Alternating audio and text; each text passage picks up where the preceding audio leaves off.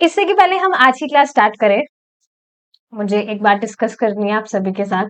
I want to actually glorify one devotee जो कभी live class में तो नहीं आते हैं और सुबह जब में भी नहीं ही आते हैं, अपने आप से ही सब कुछ करते हो। So I was kind of annoyed with her, क्योंकि कभी उनको लाइव क्लास में नहीं आना, मैंने उनको कहा था चलिए उनका कुछ जॉब वगैरह का रहता है इसलिए नहीं आ पाती है, लेकिन सुबह जब के लिए भी वो नहीं आ पाती क्योंकि सुबह उठना बहुत बड़ी तपस्या है उनके लिए। तो सुबह उनका जब भी नहीं होता है, ऐसा नहीं डिवोटीज के साथ उनको कुछ प्रॉब्लम है, पर सुबह उठने में दिक्कत है तो सुबह जब भी नहीं होता है। तो काफी बार उन्होंने कहा भी था कि मैं कैसे जल्दी उठूं, मुझे जल्दी उठना है, ये वो। उनको मैंने बताया था कि आप रात को जल्दी सोएंगे तब जल्दी उठेंगे ना। तो काफी बार मैंने उनको समझाया लेकिन उनको नहीं समझ आया, मैंने बोलना ही बंद कर दिया। So I was kind of annoyed with her कि बात नहीं मानी है, और मतलब इतना समझाया फिर भी कुछ समझ नहीं आया। पर हाँ, अपना वो एक माला जब करती हैं, जब भी उनको समय मिलता है, समय नहीं मतलब हाँ, समय जब भी पड़ता है उनका, तब एक माला जब करती हैं, और हियरिंग भी उनका चल रहा है। तो लेकिन देखिए उनका जो खुद का भक्ति है, उनका खुद का जो भजन है, वो चाहे से ऐसा चल रहा हो, लेकिन क्योंकि जितना भी उनसे हो रहा है, जितना भी कर पा रही हैं, वो एक माला का जप करती हैं, तो वो बहुत अटेंटिवली उसको चैंट करने का ट्राई करती हैं, और जितना हियरिंग भी करती हैं उसको भी एकदम बहुत अटेंटिवली सुनती हैं, लिटरली बहुत अटेंटिवली सुनती है, क्योंकि जो भी वो सुनती है उसका एक एक नोट्स मुझे वो बनाकर शेयर करती है, नोट्स बनाती है वो, हर जो भी क्लास सुनती है उनका नोट्स बनाती है वो कॉपी में अलग से। सो ये डेडिकेशन उनका जो है वो सराहनीय है, डेफिनेटली अप्रिशिएबल है। तो अब देखिए जितना भी उनसे हो पा रहा है उतना वो बहुत अटेंटिवली, बहुत डेडिकेटली कर रही हैं, तो डेफिनेटली उसका उनको बेनिफिट मिलेगा, और इस वजह से औरों को वो प्रचार भी कर रही हैं, मतलब क्लासेस कंडक्ट नहीं कर रही हैं, पर जैसे उनको जो बेनिफिट होता है दूसरों को बताती हैं। तो आप देखेंगे उनके प्रचार करने से, प्रचार का मतलब क्या है, जो बेनिफिट उनको हुआ बस वो शेयर करती हैं। अब सामने वाला पूछे कैसे आपको इतना बेनिफिट हुआ, तो बता देती हैं, ऐसे ऐसे क्लासेस सुनती है, चैंटिंग करती हैं। तो अब उनके जरिए काफी लोग मुझे ऑलमोस्ट हर दूसरे दिन, दूसरे तीसरे दिन ही मैसेज करते हैं। तो आज मैंने उनको मैसेज किया कि ठीक है माता जी, आपका भजन नहीं चल पा रहा, मैं समझ सकती हूँ आपका जैसा भी चल रहा है, but you are really a great teacher. तो मैंने उनको ये बात समझाई, उनको I was kind of appreciating कि this is the highest service. किसी एक व्यक्ति को भी आप कृष्ण भावना अमृत फॉलो करने के लिए कैसे भी सहायता कर रहे हैं, खुद भी मतलब कुछ फिलॉसफी नहीं बता पाए, पर आप किसी व्यक्ति से उसे कनेक्ट कर दे जहां पर इस तरह से कुछ डिस्कशन होता है, जहां पर मतलब उसको प्रचुर मात्रा में नॉलेज मिल सके, ताकि वो अपने स्पिरिचुअल लाइफ में, कृष्णा कॉन्शियसनेस लाइफ में प्रगति करे। तो उसका सारा जो भी वो कर रहा है उसका सारा आपके अकाउंट में भी जा रहा है। तो ठीक है आप एक माला कर रहे हैं, पर आपने किसी को प्रचार किया, आपने किसी को बताया, और वो 16 माला करने लग गया, तो उसका 16 माला का जब आपके अकाउंट में भी जाएगा। लेकिन इसका अर्थ ये नहीं है कि उनका कुछ कम हो जाएगा, क्योंकि लाभ तो शाश्वत है ना। So I was kind of appreciating her, ठीक है आपसे जितना भी हो रहा है मैं समझ सकती हूँ, पर आप यू जस्ट कीप प्रीचिंग, ऐसे आप प्रचार करते रहिए, भगवान को ये बहुत प्रिय है।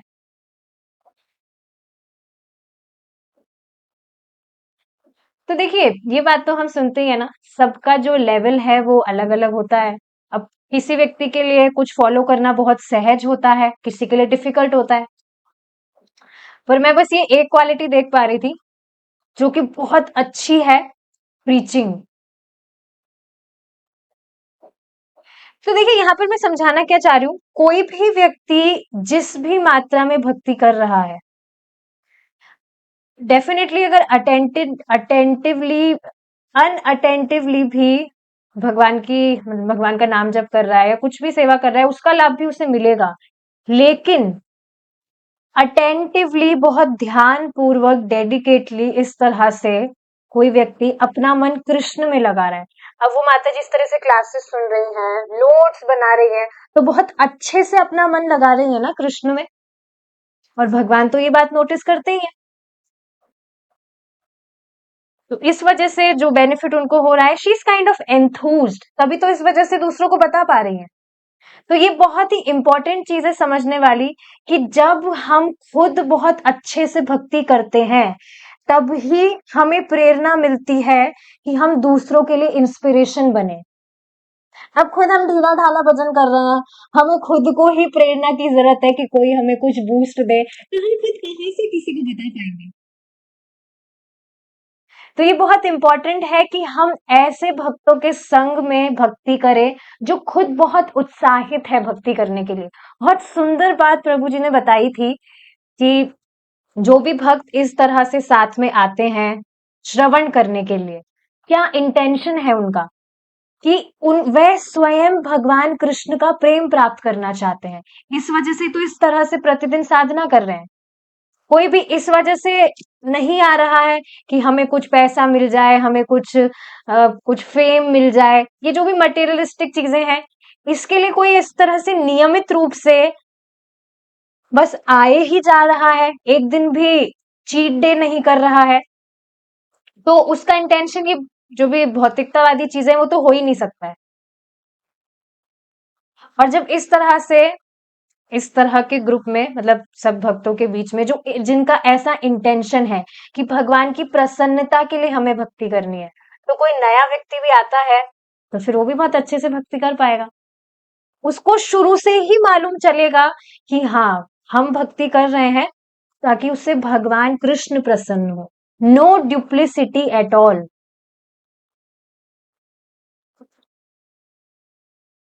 बहुत ही अमेजिंग चीज थी ये।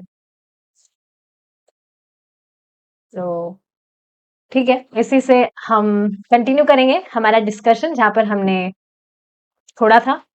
तो देखिए, लास्ट क्लास में हम डिस्कस कर रहे थे, कोई भी व्यक्ति भगवान के, जब तक भगवान को, मतलब जो विधि है, जो प्रक्रिया है, जब तक उसको वह ज्ञात नहीं है, तब तक अगर वह भक्ति भी कर रहा है, तो भगवान अपने आप को रिवील नहीं करते।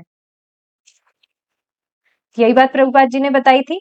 आपको यह समझने की प्रक्रिया ज्ञात होनी चाहिए कि वे कृष्ण है। कृष्ण मतलब परम ईश्वर है। और जब आप इस तरह से चेतना से युक्त होकर भगवान कृष्ण की आराधना करते हैं, तो बहुत बड़ा डिफरेंस आ जाता है। जब तक उसको तत्व में ज्ञान नहीं मिला, तो वो सभी को एक समझ रहा था, जैसे कि कल अपने एग्जाम्पल डिस्कस किया था। लेकिन जब वह शास्त्रों का ज्ञान लेता है, तब उसे समझ आता है। वो व्यक्ति खुद मुझे बता रहे थे कि हाँ, ये बात तो किसी को पता ही नहीं थी, घर में भी मुझे भी नहीं, कहाँ से पता होगी। जबकि वो वो व्यक्ति हैं जो प्रतिदिन भगवान के मंदिर जाते हैं। गोविंद देव जी का जो मंदिर है यहाँ जयपुर में, प्रतिदिन मंगला आरती में जाते हैं। तो डेफिनेटली उनके मन में कुछ निस्वार्थता थी, तभी तो उनको भक्तों का संग प्राप्त हुआ। लेकिन अब उनके साथ भी दिक्कत क्या है, भक्तों के संग में आते नहीं है। सुबह बोले जब कि सुबह जल्दी, जबकि सुबह जल्दी भी उठ जाते हैं, और लाइव क्लासेस का तो कहना ही क्या। एनीवेज, देखते हैं अब आगे हम। तो यह समझना चाहिए कि वह कृष्ण ही है। वह केवल मिट्टी मात्र नहीं है, नहीं, कृष्ण के बिना मिट्टी का कोई अलग अस्तित्व नहीं है, क्योंकि सभी कुछ कृष्ण से आ रहा है। तो वैसे ही मिट्टी की भी बात है। कृष्ण कहते हैं, धरती मेरी शक्ति है, आप शक्ति को शक्तिमान से विलग नहीं कर सकते। जैसे सूर्य को सूर्य के प्रकाश से विलग नहीं किया जा सकता, यह संभव नहीं है। आप अग्नि से ताप को विलग नहीं कर सकते, किंतु अग्नि ताप से तथा ताप अग्नि से भिन्न है। तो ये बात हमने कल समझी थी कि दोनों चीजें एक दूसरे से अलग नहीं की जा सकती है, लेकिन फिर भी वे अलग है। सूर्य और सूर्य का प्रकाश अलग अलग है, लेकिन फिर भी एक दूसरे से वो अलग नहीं किए जा सकते। ये बात हमने कल बहुत अच्छे से डिस्कस की थी, सबको बहुत अच्छे से भी समझ आई थी ये बात, मुझे पता है। आगे देखिए, आप ताप ले रहे हैं, इसका अर्थ यह नहीं है कि आप अग्नि को स्पर्श कर रहे हैं।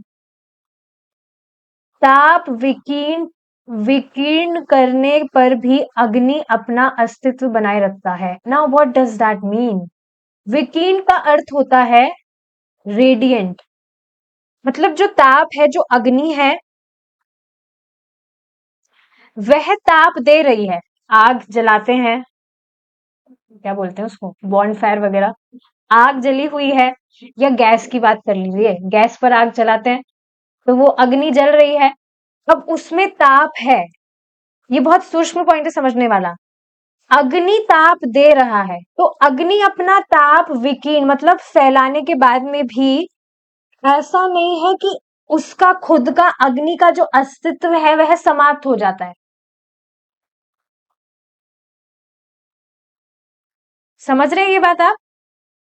देखिए, जैसे अगर हम कुछ नॉर्मल सा एग्जांपल लें, आपकी प्लेट में कोई फल है, मानिए एप्पल है, ऑफर्ड, तो अब उसको, उसके पीसेस हैं, 4-5 पीसेस करके रखे हैं प्लेट में।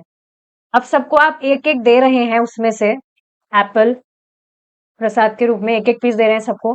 तब क्या हो रहा है, उस प्लेट में से एक एक पीस निकल जाने के बाद में कम हो रहा है ना एप्पल।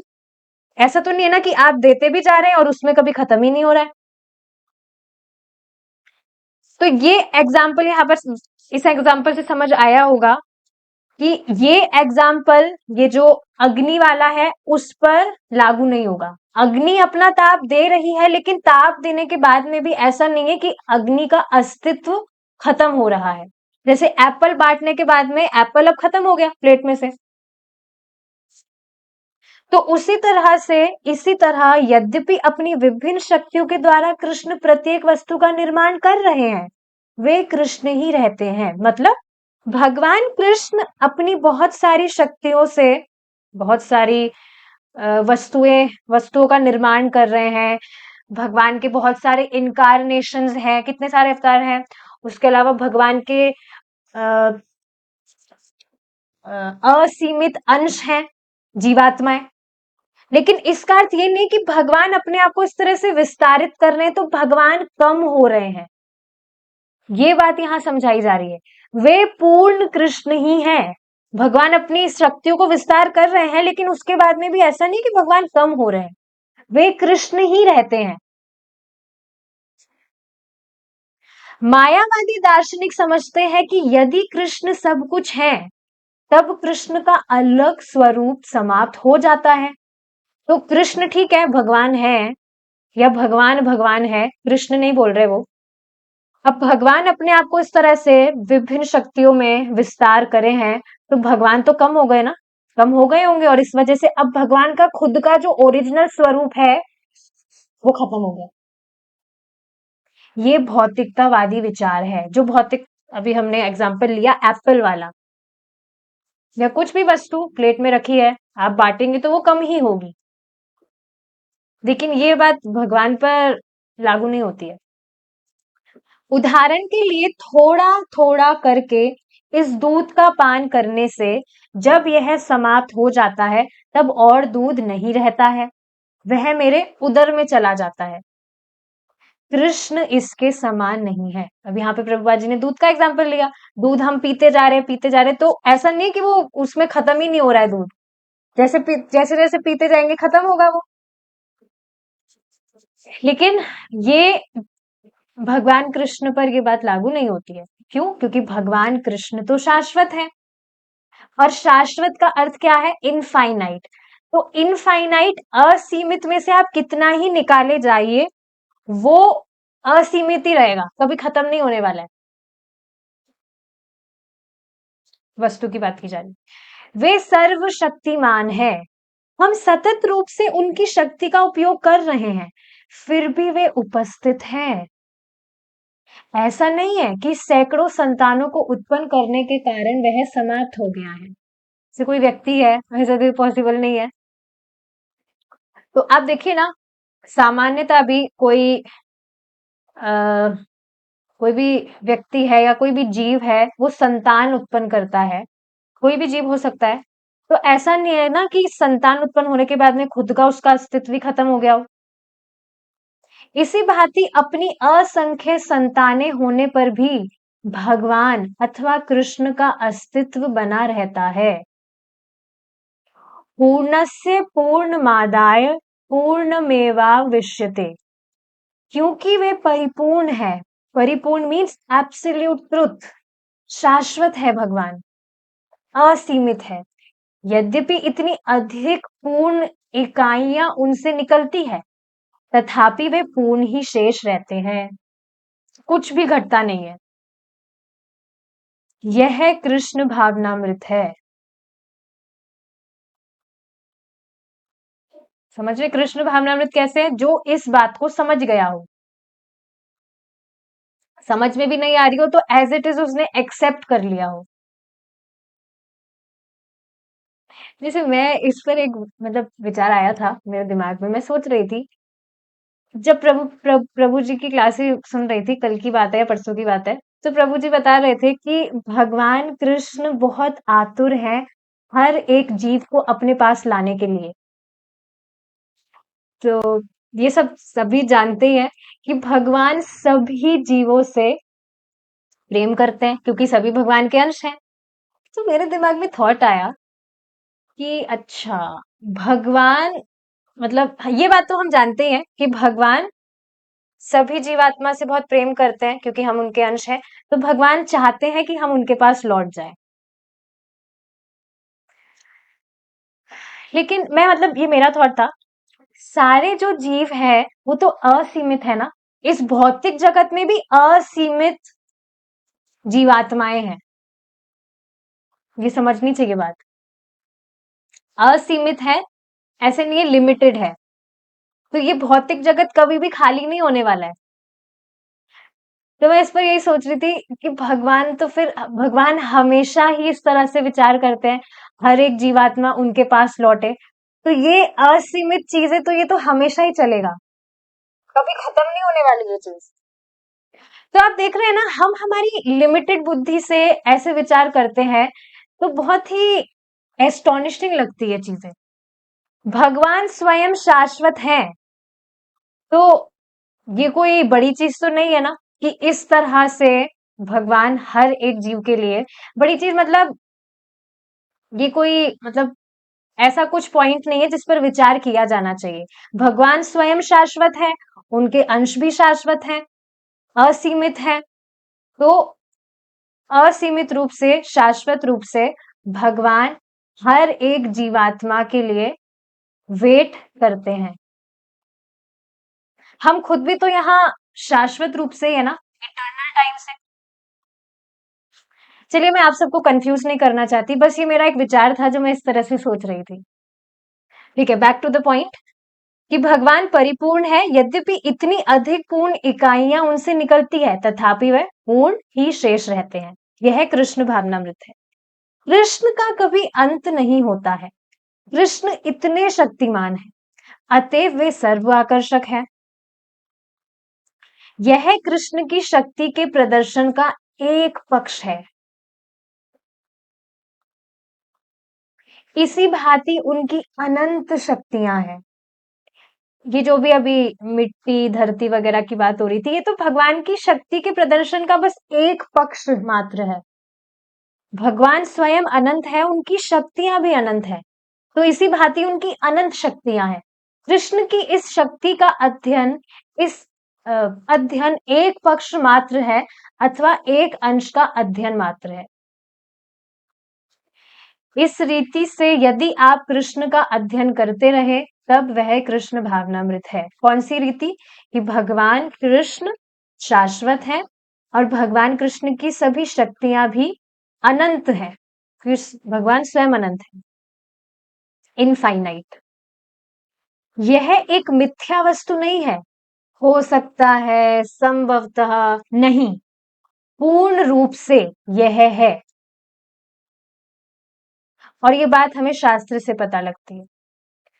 इस पर देखिए एक पॉइंट और शेयर करना चाहती हूँ मैं। जैसे आप देखेंगे हम सारी चीजें यहाँ डिस्कस कर रहे हैं, हमें शास्त्र से सारी बात पता चलती है। कितना नेचुरल है चीजों को एज इट इज एक्सेप्ट करना। हो सकता है शुरू में कुछ कठिनाई अनुभव कर रहे हो, चीजें समझ में ना आ रही हो, पर साधना करते करते आप देखेंगे सारी चीजें कितनी नेचुरल होती जाती है। अब ये बात मैं क्यों बोल रही हूँ, क्योंकि कल एक व्यक्ति से मेरी बात हुई थी, तो वो कहने लगे कि क्या प्रमाण है कि जो शास्त्र है वो बिल्कुल ठीक है। कोई कोई पुख्ता होना चाहिए ना, कोई पुख्ता मतलब कुछ वैलिडेशन होना चाहिए ना, कि हाँ जो शास्त्रों में बात बताई जा रही है वो एकदम ठीक है। हमने तो कुछ देखा ही नहीं, तो हम कैसे विश्वास कर लें। तो मैंने ज्यादा कुछ बोला नहीं, बस मैं यही देख पा रही थी कि देखिए बहुत ज्यादा कंटेमिनेटेड कॉन्शियसनेस होने के कारण ही व्यक्ति को शास्त्र को एक्सेप्ट करने में बहुत संदेह होता है। And I was kind of able to sense his vibes.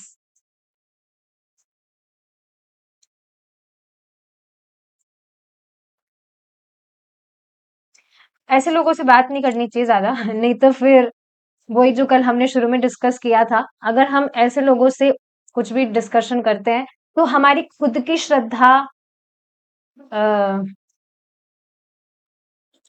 खुद की श्रद्धा डाउन होने की संभावना हो सकती है। देखिए माया हमें जितनी इजी लगती है ना उतना इजी है नहीं। इसी से देखिए मैं एक बात और आप सबसे डिस्कस करना चाहती हूँ जो कल ही हुआ था, शाम की बात है। अभी कुछ टाइम से मेरे दिमाग में काफी सारे लोग आ रहे हैं जो बहुत पहले जिनसे बात करना छूट गया था किसी कारण से, अब पता नहीं कहाँ चले गए, क्या कर रहे होंगे, एटसेट्रा एटसेट्रा। तो अब उन सबके मतलब चेहरे दिमाग में आते हैं कि अभी वो पता नहीं वो व्यक्ति क्या कर रहे होंगे। और अगर अभी भी उनसे मेरा कुछ बात बात होती तो मैं उनको बताती गीता के विषय में। तो अभी आई वॉज कल की नहीं, हाँ कल की बात है। I was checking my contact list, तो उसमें कुछ नाम थे लेकिन उनके नंबर शो नहीं हो रहे थे। तो पता नहीं एकदम से मेरे दिमाग में आइडिया आया कि मैं इन नामों को टेलीग्राम पर सर्च करती हूँ, हो सकता है वहां से नंबर मिल जाए। मैंने वहां सर्च किया और मुझे नंबर मिल गए। हालांकि उनका जो लास्ट सीन थे वो बहुत साल पहले के थे, टेलीग्राम पर वो कभी ऑनलाइन भी नहीं आए बहुत टाइम पहले से, लेकिन उनके नंबर मुझे वहां से मिल गए। तो कल एक टीचर का नंबर मुझे मिला, कॉलेज के जो टीचर रहे थे, फैकल्टी, उनका नंबर मुझे मिला। तो मैंने उनको मैसेज किया। Like it was very shocking for me, आप सबसे मैं शेयर करना चाहती हूँ। उनसे बात हुई, तो बात करने के बाद में मैंने उनसे यही पूछा, उन्होंने पूछा और क्या कर रहे हैं आप इन दिनों, क्या चल रहा है। मैंने कहा गीता, मैं इन दिनों गीता पढ़ रही हूँ और मैं उसको मेरे प्रैक्टिकल लाइफ में फॉलो करने का ट्राई कर रही हूँ। आपने कभी गीता पढ़ी है? हाँ। मैंने कहा, वाओ, आप उसको अपने प्रैक्टिकल लाइफ में जी रहे हैं? नहीं, इन दिनों नहीं। हम्म। तो फिर आगे बात हुई तो उन्होंने पूछा मुझसे कि क्या मतलब हरे कृष्णा मैंने उनको बोला था ना स्टार्टिंग में, तो वो समझ गए कि ये शायद इस्कॉन से है। तो उन्होंने पूछा कि आप क्या आप श्री प्रभुपाथ जी को फॉलो करते हैं? उनको मतलब आप देखिए उनको नाम भी बोलना नहीं आया, श्री प्रभुपाथ, PATH, पाथ जी, श्री प्रभुपाथ जी। तो मैं समझ गई कि श्रीला प्रभुपाद जी की बात कर रहे हैं। तो मैंने कहा हाँ हाँ, मैं उनकी गीता तो पढ़ती हूँ, उनकी तो गीता है एज इट इज, आपने भी वही गीता पढ़ी थी। तब बाद में मुझे पता लगा कि उनको पहले ही भक्तों का संग मिल चुका था। खुद मुझे बता रहे थे कि हाँ मैं पहले 16 माला का जप करता था और मैं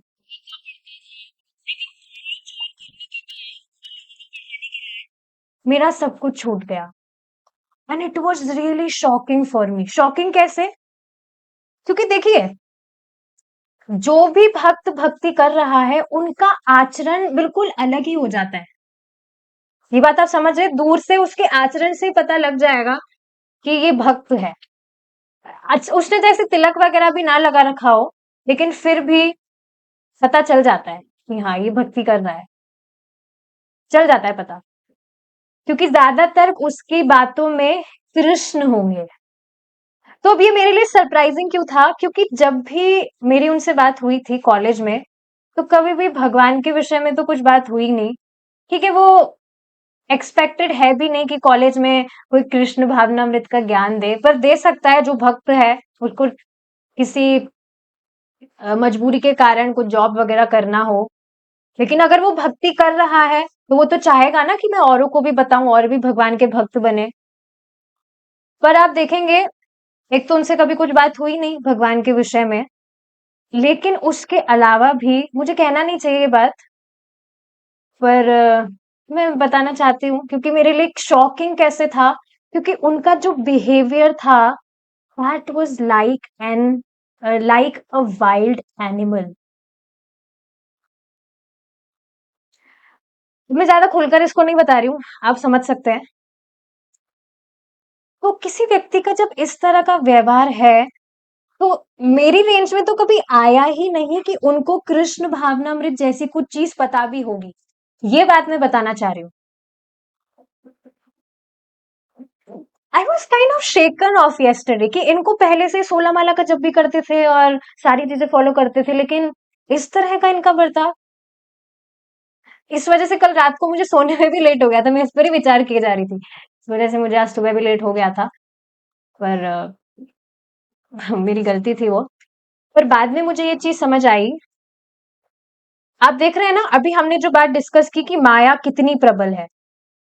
भक्तों का संग छूटा, तो बिल्कुल भक्ति छूट जाने के कारण अब जब व्यक्ति पूरा भौतिकतावादी जीवन में वापस से लीन हो जाता है, I am using this word, तो अब बिल्कुल ये पॉसिबल ही नहीं है, अंदाजा भी नहीं लगाया जा सकता कि ये व्यक्ति पहले भक्ति भी कर रहा था क्या।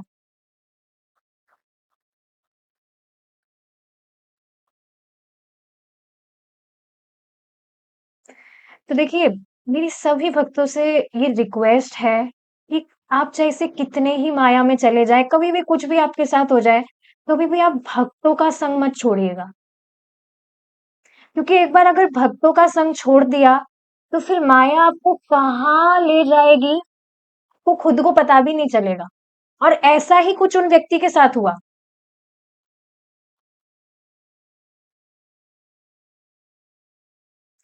नहीं तो आप देखिए ना, थोड़े ही टाइम में जो व्यक्ति, ऐसा भी नहीं है अब वो 16 माला का जब कर रहे थे, so definitely he might be experiencing some transformations in his life, तभी तो 16 माला का जब कर पा रहे थे। लेकिन अब जब भक्तों का संग छूटा, पूरा जब भौतिकतावादी लोगों के साथ ही अब संग उठना बैठना हो रहा है, तो अब वही बातें तो दिमाग में घुसेगी। तो ये बहुत इंपॉर्टेंट चीज है कि हम हमेशा भक्तों के संग में रहें।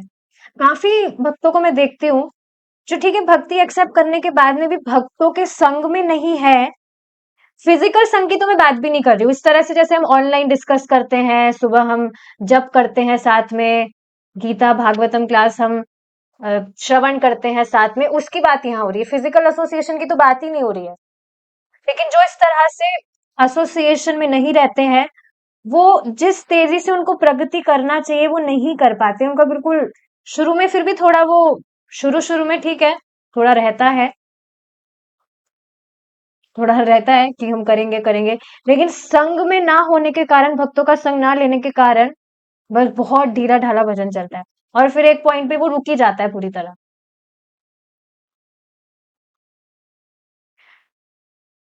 तो रिकॉर्डिंग वगैरह भी व्यक्ति सुन रहा है, ठीक है, अच्छी बात है, but that is also not enough.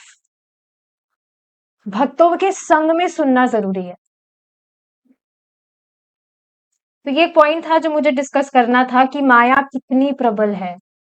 बिल्कुल भी इजी इजी में नहीं लेना चाहिए चीजों को कि हाँ हमारा तो सब सेट हो गया बढ़िया, हमारा सुबह उठ भी जाते हैं हम, क्लास भी हम डिस्कस कर रहे हैं, प्रसाद भी पा रहे हैं, कुछ दिक्कत नहीं है, आराम से सरल जीवन चल रहा है। हमेशा सचेत रहना चाहिए जो भी, क्योंकि कुछ भी हो सकता है कभी भी।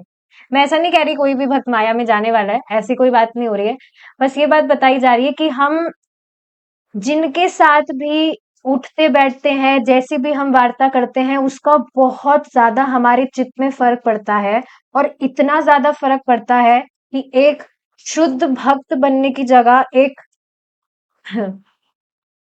जंगली जानवर व्यक्ति तक बन सकता है।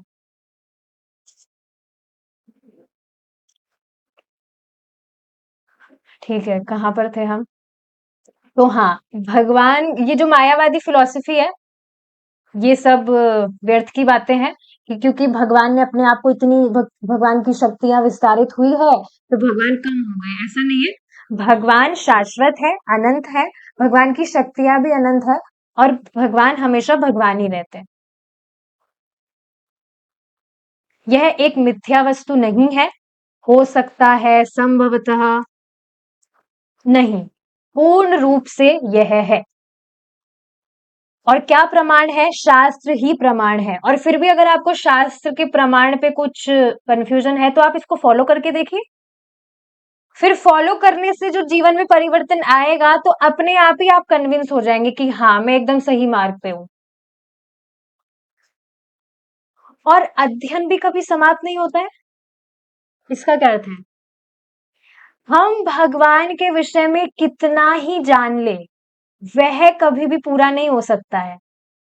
वह भी अनंत है। तभी तो ये चीज बताई जाती है कि भगवान को कभी पूरी तरह से जाना ही नहीं जा सकता। अनंत, किसी अनंत व्यक्ति को, इनफाइनाइट वस्तु की भी बात करें, उसको कैसे हम पूरी तरह से जान सकते हैं जब वह अनंत है? तो इनफाइनाइट है तो अध्ययन भी कभी समाप्त नहीं होता है। नहीं, कैसे हो सकता है? कृष्ण की शक्ति अनंत है। तो भगवान कृष्ण के विषय में हम जितना भी पढ़े, जितना भी हम शास्त्र पढ़े, वो हमेशा अधूरा ही रहेगा। तो ये बहुत ही इंपॉर्टेंट चीज है। एक और बात मैं यहाँ पर बताना चाहती हूँ, क्योंकि हमारा अब ये जो चैप्टर है यहाँ पर पूरा हो गया है। एक भक्त पूछ रहे थे कि माता जी जन्माष्टमी पर क्या विशेष करना है? जन्माष्टमी आ रही है ना, तो आप क्या स्पेशल करते हैं? तो मैंने उनको यही बात बताई कि भक्तों के लिए 12 मंथ्स, 365 डेज एक ही प्रोग्राम रहता है। क्या? सुबह उठना है हमें, मंगला आरती प्रोग्राम अटेंड करना है, हमें जप करना है, हमें फिर प्रसाद पाना है, फिर हमें श्रवण करना है, फिर वापस से कुछ काम किया, दिन में रेस्ट वगैरह जो भी, फिर श्रवण करना है, फिर थोड़ा कुकिंग वगैरह किया, प्रसाद पाया, फिर श्रवण करना है, फिर सो जाना है। बस ये जो प्रोग्राम है इसी को, यही फिक्स रहता है भक्तों का। जो स्पेशल ओकेजन्स आते हैं उसको बस आप बढ़ा सकते हैं, अपना भजन बढ़ाइए आप।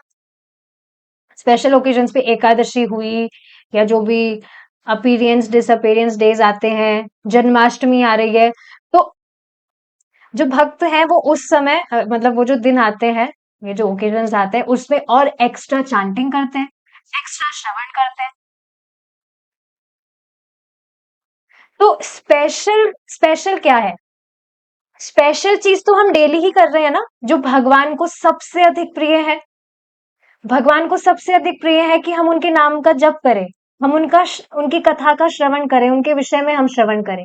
तो ये स्पेशल चीज भगवान के भक्त तो डेली ही कर रहे हैं। अगर आपको कुछ स्पेशल करना है तो फिर आप इसको ही और बढ़ाइए। तो बहुत अमेजिंग चीज है जो समझनी चाहिए ये सारी। ठीक है, इसी से हमारा जो फर्स्ट चैप्टर है ऑफ दिस बुक, पूर्ण प्रश्न पूर्ण उत्तर, वो यहाँ पर कंप्लीट होता है। सर्व आकर्षक श्री कृष्ण। अब हम हमारे नेक्स्ट चैप्टर को हमारी नेक्स्ट क्लास में स्टार्ट करेंगे, अगर भगवान ने चाहा तो। हरे कृष्णा। जय श्रीला प्रभुपाद।